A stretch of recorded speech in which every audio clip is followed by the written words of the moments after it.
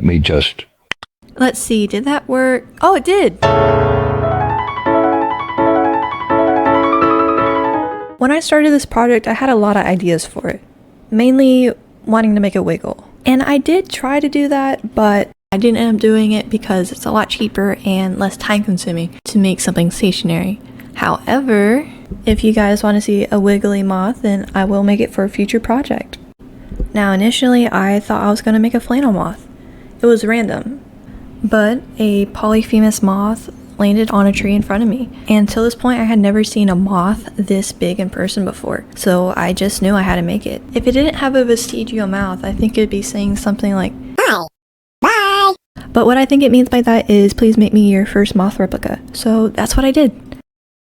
At this point I hadn't done paper mache before, or made a YouTube video, or made a setup for a video, so a lot of new things. One thing I hope this video does is inspire others to try new things.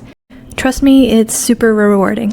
The paper mache was really easy to make. I just made a lot of mistakes. At one point I drew a lot of straight lines on it to 3D scan it. It did not work. Also, I tried to make a 3D model. Kinda worked, but I hadn't realized at the time female moths are way thicker than a male. By the way, ignore my gorilla grip here. It was really hard to hold that shape. I just have little hands. One of the many mistakes I made was the head. I had to change it twice. Second part you'll see later, it's even more extreme than this. The thing wrong with this part right now was it was too fat. And I wanted the eyes to be a more round shape. Here I added clay and really tried to get that shape down. You may ask what the material on the head is, and that is actually from an unused pet cone, which I totally ditched later. The idea was it was kind of transparent like a real antennae, but the thing was it looked too unnatural.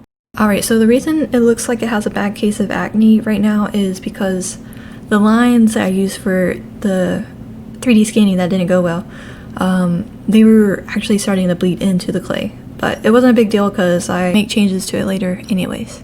I think my biggest issue beforehand was not getting the right references to start off with. Getting some really bad references that don't match up with each other really threw me off. While making this project, I actually learned that male and female moths look different from each other. The males have a fanned out antenna and a thinner body, while the females have a slimmer antenna and a thicker body. Also, the color threw me off. I didn't know if it was like the lighting or the species wide variation in color, but there was tan, there was brown, there was dark orange, and there was light tan. So a lot of colors. Alright, let's turn this into a little bit of a speed paint.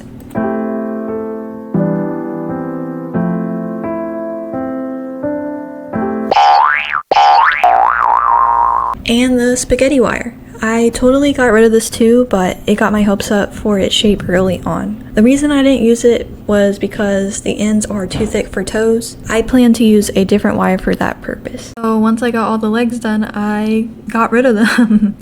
I thought it'd be easier to add the fur on that way too.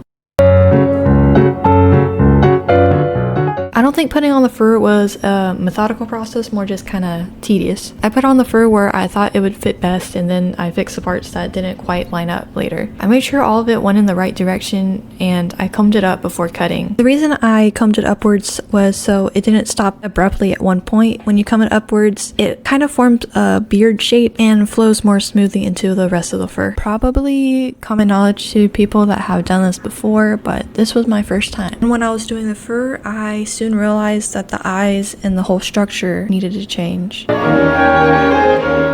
So, white golf balls. They were actually the perfect size and offered the roundness I was looking for, and the small curves I feel gives it a bug-like appearance. Real moth eyes have a smooth texture to them, but they can also have that pixelated look when the light is shown on them. So it's kind of a settlement for being in between. Now, I don't have much footage of doing the fur because my phone storage became full, so let's just move on to the airbrushing.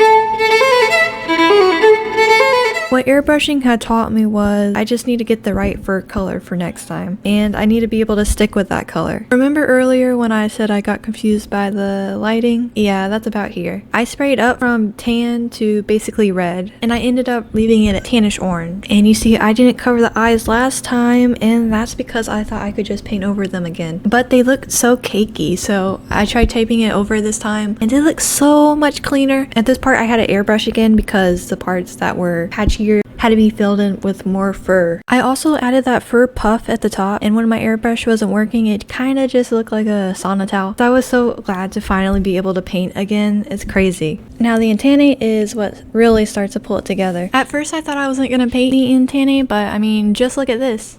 Boom, snap, shama, llama, ding dong. Now it's time for the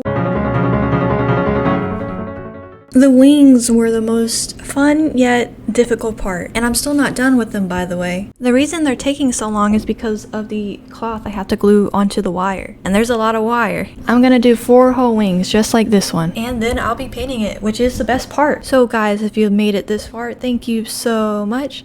To stay tuned on progress, subscribe, and a like helps too. I plan to do a lot more projects like this in the future. If you have ideas on what you would like me to make, please let me know. And this polyphemus moth doesn't have a name yet, so feel free to leave a suggestion in the comments.